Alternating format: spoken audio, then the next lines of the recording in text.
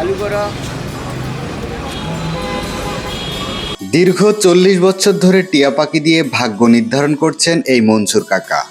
একটি লাঠির ওপরে তার টিয়া পাখিকে রেখে সাথে সাথে নাম বলে দিলেই একটি খাম তুলে ফেলে এবং সেই খাম থেকে বেরিয়ে আসে তার ভাগ্যের চাকা। কিভাবে তার দিন কাটবে, কিভাবে সে চলছে তার বিস্তারিত আজকে জানবো এই ভিডিওতে। কিভাবে মনসুর কাকা এই পেশায় আসলো এবং এই পেশা থেকে প্রতিদিন সে কত টাকা ইনকাম করে তার বিস্তারিত না টেনে সম্পূর্ণ ভিডিওটি দেখতে থাকুন। আমি বিভিন্ন খেলাধুলায় বিভিন্ন ইউটিউব ফেসবুকে বর্তমান আমি ভাইরালের মধ্যেই আছি, কিন্তু কাকা মানুষের ভাগ্য বলে, ভাগ্য যদি আমি দিতে পারতাম, পাখি দিতে পারতো, তাহলে আমি কিন্তু ফুটপাতে আর বসতাম না। এটা বিনোদন বললে চলে এবং সময়ের কিছু দিক নির্দেশন, এটার মাধ্যমে কিছু মনের বুঝ পাওয়া যায়।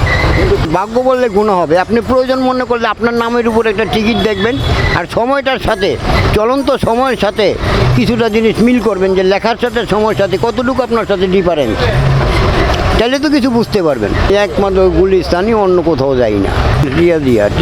টিয়া জাতের ভিতরে আরও অন্য টিয়া আছে, তো এই পাখিটা একেবারে নতুন।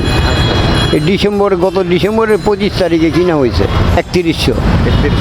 তাও আনছি এটা অনেক কষ্ট কইরা।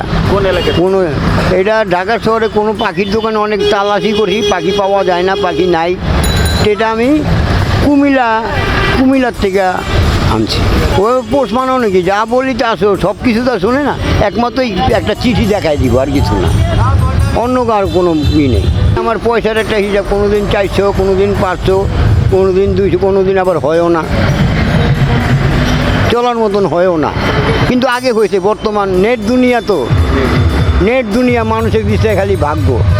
তা আমার কাছে যদি ভাগ্য থাকতো তাহলে আমার ইনকাম বেশি হইতো, আমার কাছে তো ভাগ্য নাই দেখি তো ফুটপাতে আছি।